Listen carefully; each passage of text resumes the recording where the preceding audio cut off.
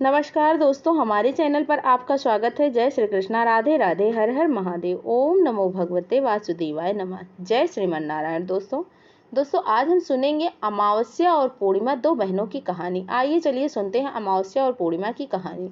पौराणिक कथाओं के अनुसार एक राजा था और एक रानी थी। उनकी दो लड़कियां और दो लड़के थे। एक लड़की का नाम पूर्णिमा और दूसरी लड़की का नाम अमावस्या था। पूर्णिमा घर का सारा काम करती थी, भगवान की पूजा पाठ किया करती थी, गाय की सेवा भी करती थी।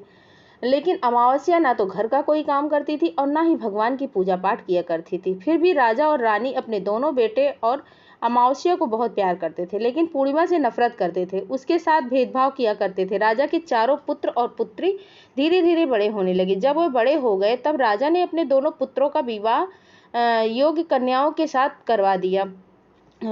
रानी ने राजा से कहा कि अब दोनों पुत्री विवाह के योग्य हो गई हैं और इन दोनों का विवाह भी करा दिया जाए, लेकिन पुत्री अमावस्या का विवाह किसी अच्छे खानदान में करवा देना और पूर्णिमा का विवाह किसी गरीब परिवार में करना, क्योंकि पूर्णिमा को केवल भगवान की पूजा पाठ ही करना पसंद है और गाय की सेवा करना ही पसंद है। अब रानी ने राजा को दोनों पुत्रियों का रिश्ता तय करने के लिए भेज दिया। राजा ने अपने पड़ोसी राज्य में जाकर वहां के राजा के पुत्र से अमावस्या का रिश्ता तय कर दिया और वहीं पास ही के गांव में जाकर एक गरीब परिवार के लड़के से पुत्री पूर्णिमा का भी रिश्ता तय कर दिया। और यह सारी बात जाकर राजा ने अपनी रानी से बताया तो रानी यह सोचने लगी कि अब देखते हैं कि भगवान इसकी मदद कैसे करते हैं। बहुत ही पूजा पाठ करती है, भगवान में मगन रहती है। पूर्णिमा का भाई और उसकी भाभी पूर्णिमा से बहुत प्यार करते थे, क्योंकि पूर्णिमा उनके घर के सारे कामों में उनका हाथ बटाती थी और कामों को किया करती थी। और यही उनकी दूसरी बहन अमावस्या उन पर अपना रोब जमाती थी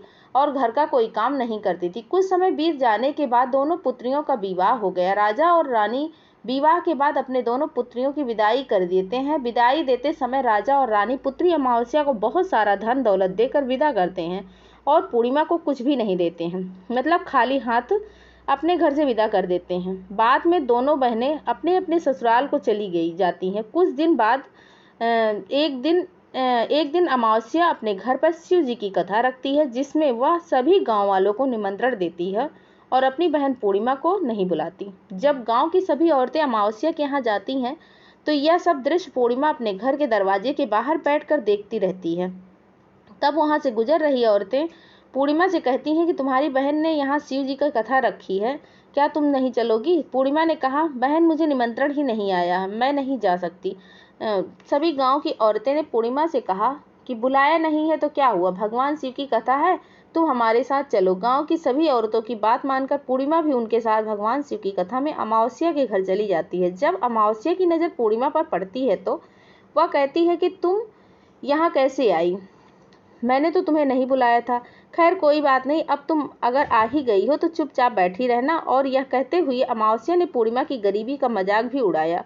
पूर्णिमा की आंखों में आंसू आ गए और रोते रोते मन ही मन पूर्णिमा भगवान से विनती करती है कि हे भगवान, क्या पूजा पाठ करना गलत है, गौ माता की सेवा करना गलत है? आखिर मेरी गलती क्या है? आप मुझ पर अपनी कृपा दृष्टि कब बनाएंगे? पूर्णिमा बार बार भगवान शिव से यही कहती रहती है। इतने में शिव कथा पूरी हो जाती है और अमावस्या भगवान का प्रसाद बांटने लगती है और अब वह सभी लोगों को प्रसाद देती है, लेकिन पूर्णिमा को प्रसाद नहीं देती। पूर्णिमा बिना प्रसाद के ही अपने घर लौट आती है। रास्ते में वह यह सोचती हुई चली जाती है कि यदि बच्चे उनसे कथा का प्रसाद मांगेंगे तो वो उन्हें क्या देगी। उसने सोचा कि वह अपने मायके, अपने भाई और भाभी के यहाँ चली जाती है, जाते हुए बच्चे के लिए कुछ लेकर आएगी। ऐसे सोचते हुए वह अपने घर वापस लौट गई और वापस लौटकर आने के बाद वह अपने पति और बच्चों से कहती है कि वह अपने मायके जा रही है। पति ने कहा ठीक है और कुछ समय के बाद पूर्णिमा अपने मायके के लिए रवाना हो जाती है। चलते चलते रास्ते में एक चबूतरा आया जिस पर तुलसी का पौधा लगा था। उस चबूतरे पर एक बूढ़ी अम्मा बैठी हुई थी। वह कोई और नहीं, साक्षात तुलसी माता थी। उस बूढ़ी माता ने पूर्णिमा से कहा, बिटिया तुम कहाँ जा रही हो? पूर्णिमा अपना परिचय देते हुए बोली कि बूढ़ी औरत ने पूर्णिमा से कहा कि यह तुलसी का पौधा सूख रहा है, इसमें थोड़ा सा पानी डाल दो, इस चबूतरे की साफ सफाई कर दो, जिससे मुझे थोड़ी ठंडक मिलेगी। पूर्णिमा ने कहा ठीक है माँ, मैं तुलसी में पानी डाल देती हूँ और यहाँ की साफ सफाई भी कर देती हूँ। पूर्णिमा ने साफ सफाई करने के बाद बूढ़ी अम्मा को भी नहला दिया और बूढ़ी अम्मा की भी सेवा की, उनके पैर दबाए और बूढ़ी अम्मा से कहा कि माँ जी और बताइए आपकी क्या सेवा करूं? और कोई काम हो तो बता दीजिए, मैं वह भी कर दूंगी। अम्मा ने कहा, कुछ नहीं, अब तुम जाओ, वापस जाते जाते हमसे मिलते हुए जाना। पूर्णिमा ने बूढ़ी अम्मा से कहा, ठीक है अम्मा जी, जाती हूँ, वापस आते वक्त आपसे मिलते हुए आऊंगी। कुछ समय आगे चलने के बाद एक शिव मंदिर आया। वहां पर उसे एक बूढ़े बाबा मिले जो मंदिर के बाहर बैठे हुए थे। वह कोई और नहीं, साक्षात भोलेनाथ जी थे। उन्होंने पूर्णिमा से कहा कि बेटी कहाँ जा रही और तुम कौन हो? तब पूर्णिमा ने अपना परिचय दिया और उस बूढ़े बाबा ने पूर्णिमा से कहा, इस चबूतरे की और इस मंदिर की सफाई कर दो। तब पूर्णिमा ने मंदिर की और चबूतरे की सफाई की और वहां पर पूजा पाठ अर्चना भी की। और साफ सफाई पूजा अर्चना करने के बाद उन्होंने बूढ़े बाबा को भी नहला दिया और उनसे कहा कि बाबा और कोई काम हो तो बताइए। तब बूढ़े बाबा ने कहा, नहीं बेटी, अब तुम जाओ, वापस आते वक्त मुझसे मिलते हुए जाना। पूर्णिमा ने कहा, ठीक है बाबा, मैं जाती हूँ, वापस आते हुए आपसे मिलते हुए आऊंगी। आगे चलते चलते कुछ दूर चलने के बाद पूर्णिमा को एक काली जी का मंदिर में दिखा। वहां भी एक बूढ़ी अम्मा चबूतरे पर बैठी हुई थी। उस बूढ़ी अम्मा ने भी पूर्णिमा से कहा कि बेटी तुम कौन हो और कहाँ जा रही हो? तब पूर्णिमा ने कहा, उस बूढ़ी औरत को अपना परिचय देते हुए बूढ़ी औरत ने पूर्णिमा से कहा कि यहाँ पर सभी पूजा पाठ करने के लिए आते हैं, लेकिन मंदिर की सफाई कोई नहीं करता है। तुम इस मंदिर की सफाई कर दो और इस चबूतरे को भी साफ कर दो। तब पूर्णिमा ने कहा, ठीक है माता जी। और पूर्णिमा मंदिर की और चबूतरे की साफ सफाई करती है और पूजा पाठ भी करती है और माता जी का श्रृंगार भी कर देती है और उस बूढ़ी अम्मा को भी नहला देती है और बूढ़ी अम्मा के पैर दबाती है और कहती है कि सभी काम हो गया और कोई काम हो तो बताइए। बूढ़ी अम्मा कहती है कि नहीं बेटा, अब तुम जाओ, लेकिन वापस आते वक्त मुझसे मिलते हुए जाना। पूर्णिमा कहती है, ठीक है। वह आगे चली जाती है। आगे चलते चलते एक नदी आती है। वहां पर भी एक बूढ़ी अम्मा बैठी रहती हैं और वह कहती हैं कि बेटी तुम कौन हो और कहाँ जा रही हो? पूर्णिमा ने अपने परिचय देते हुए बूढ़ी औरत पूर्णिमा से कहती है कि नदी पर स्नान करने तो सभी आते हैं, लेकिन यहाँ की साफ सफाई कोई नहीं करता, इसीलिए तुम इस किनारे को साफ कर दो। तो बूढ़ी माँ कहती है, ठीक है माँ, मैं अभी ही साफ सफाई कर देती हूँ। और उस बूढ़ी अम्मा के पैर दबाती है और कहती है कि माँ कोई और काम हो तो बताइए। बूढ़ी औरत कहती है कि कुछ नहीं बेटा, अब तुम जाओ, लेकिन वापस आते वक्त मुझसे मिलते हुए जाना।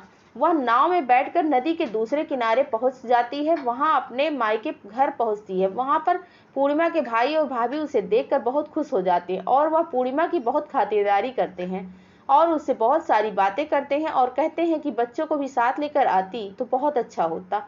अब कुछ समय के बाद पूर्णिमा ने वापस आने ससुराल जाने का कहा तो उसकी भाभी ने उसके लिए एक साड़ी दी और थैले में बच्चों के लिए कपड़े और खाने पीने की कुछ चीजें रख दी और कहा कि तुम बहुत दिनों के बाद आती हो। और पूर्णिमा की भाभी ने यह थैला पूर्णिमा के हाथ में दे दिया और कहा कि जाओ और जल्दी वापस आना। इसके बाद पूर्णिमा वहां अपने ससुराल के लिए रवाना हो गई और उसी नदी के किनारे पहुंची और नाव में बैठकर दूसरे किनारे पर उतर गई। वहां पर उतरने के बाद वही बूढ़ी अम्मा मिली जो साक्षात गंगा मैया थी। उस बूढ़ी अम्मा ने पूर्णिमा को एक थैला दिया, कहा इसे तुम अपने घर जाकर ही खोलना।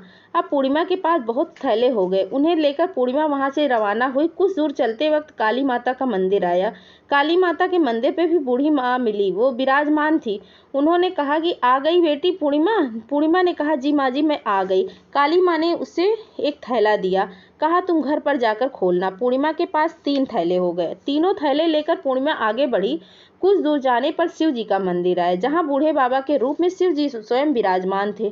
बूढ़े बाबा ने कहा, पूर्णिमा तुम वापस आ गई? पूर्णिमा ने कहा, हाँ बाबा, मैं वापस आ गई। बूढ़े बाबा ने पूर्णिमा को भी एक थैला दिया और कहा कि यह थैला तुम घर जाकर ही खोलना। पूर्णिमा ने कहा, ठीक है। अब पूर्णिमा के पास 4 थैले हो गए। अब पूर्णिमा 4 थैले लेकर कैसे ले जाती? उसने एक पुरानी साड़ी निकाली और उन सभी थैलों को एक गट्ठर बना लिया और वह सर पर रखकर वहां से रवाना हो गई। कुछ दूर जाने के बाद उसे तुलसी माँ बूढ़ी औरत के रूप में मिली और कहती हैं कि पूर्णिमा तुम आ गई? पूर्णिमा कहती है, हाँ माँ जी, मैं आ गई। वह बूढ़ी औरत भी उसे एक थैला देती है और कहती है कि यह थैला तुम अपने घर जाकर खोलना। पूर्णिमा कहती है, ठीक है माँ जी। अब पूर्णिमा के पास 5 थैले हो गए। पूर्णिमा वहां से रवाना हुई तो वापस अपने घर पहुंच गई। और पूर्णिमा ने थैले को नीचे रखा और सबसे पहले अपने मायके का थैला खोलकर देखने लगी। उसमें बच्चों के लिए अच्छे अच्छे कपड़े, खाने पीने की चीज़ें और उसमें से कुछ गहने भी थे। पूर्णिमा ने कपड़े और अपने बच्चों को दे दिए और खाने पीने की चीज़ें भी बच्चों को दे दी।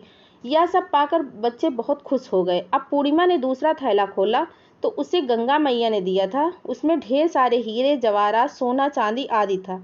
इसके बाद अब पूर्णिमा ने तीसरा थैला खोला जो उसे काली माँ ने दिया था। उसमें बहुत सारा सोना श्रृंगार था, सामान भरा हुआ था। इसके बाद पूर्णिमा ने चौथा थैला जब खोला, उसे भगवान शिव ने दिया था। उसमें बहुत सारा धन संपत्ति भरा हुआ था, बहुत सारी खुशियां भरी हुई थी। इसके बाद अब पूर्णिमा ने पांचवा थैला जब खोला तो उसे तुलसी माँ ने दिया था।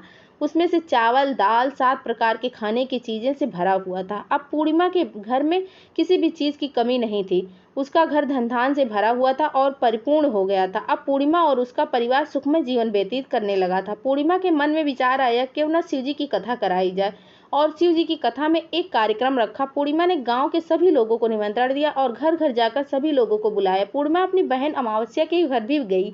अमावस्या को भी शिव जी की कथा के लिए उसने अपने घर को लिए बुलाया। अमावस्या पूर्णिमा के घर शिव जी की कथा में आई तो उसने देखा कि पूर्णिमा के घर में किसी भी चीज की कोई कमी नहीं थी। इतना सारा धन दौलत देखकर अमावस्या आश्चर्यचकित हो गई।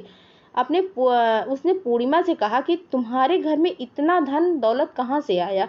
पूर्णिमा ने कहा, देखो बहन, तुमने शिव जी की कथा में मुझे नहीं बुलाया था, फिर भी मैं चली आई, और तुमने मुझे प्रसाद तक नहीं दिया था और मेरी गरीबी का मजाक भी उड़ाया था। उसके बाद मैं अपने घर चली गई। वहां घर से आते आते मन ही मन सोच रही थी अपने मायके जाऊंगी, और मैं अपने मायके चली गई और जो कुछ घटना इस बीच हुई थी वह सब घटना अपनी बहन अमावस्या को बता दी। अमावस्या कहती है कि तुम भी मुझे प्रसाद मत दो, मुझे डांट दो, लेकिन पूर्णिमा ने कहा यह तो भगवान का प्रसाद है, मैं तो सबको दूंगी और तुम्हें भी दूंगी। फिर अमावस्या ने प्रसाद नहीं लिया और वह सीधे अपने मायके चली गई। घर जाकर उसने अपने बच्चों से कहकर अपने मायके जाने के लिए तैयार हो गई और मायके के लिए निकल गई। उसे रास्ते में चलते चलते तुलसी माँ मिली। चबूतरे पर बूढ़ी माँ के रूप में बैठी हुई थी। बूढ़ी माँ ने अमावस्या से कहा, बेटी तुम कौन हो, कहाँ जा रही हो। अमावस्या ने अपना परिचय दिया। बूढ़ी माँ ने कहा, बेटी तुम, यह तुलसी का पौधा सूख रहा है, इसमें थोड़ा पानी डाल दो और इस चबूतरे की साफ सफाई कर दो। तो इस पर अमावस्या ने कहा, बुढ़िया तुझे दिखाई नहीं दे रहा है, मैं इतनी महंगी साड़ी पहन रखी है, यह गंदी हो जाएगी। ऐसा कहकर वह आगे चली गई। आगे जाने पर उसे भगवान शिव मिले, जिन्हें भी उसने ऐसा ही कहा। उन सब से उसके बाद आगे जाने के बाद काली माँ मिली, उनसे भी उसने ऐसा ही कहा। आगे जाने के बाद गंगा माँ मिली, उनसे भी उसने ऐसा ही कहा। आगे चली गई। इसके बाद अमावस्या जब नाव में बैठने लगी तब नाव में फूलों की जगह कांटे भरे थे जो उसके पैरों में चुभ रहे थे। किनारे पर उतरकर वह अपने मायके चली गई। तब वहां पर उसके भाभियों ने तथा भाइयों ने देखा तो मन ही मन कहने लगे कि काम की न काज की, 2.5 मन अनाज की। अब आ गई है तो ठीक है, पूर्णिमा तो हमारे कामों में हाथ बटाती है, यह कोई काम तो करती नहीं है।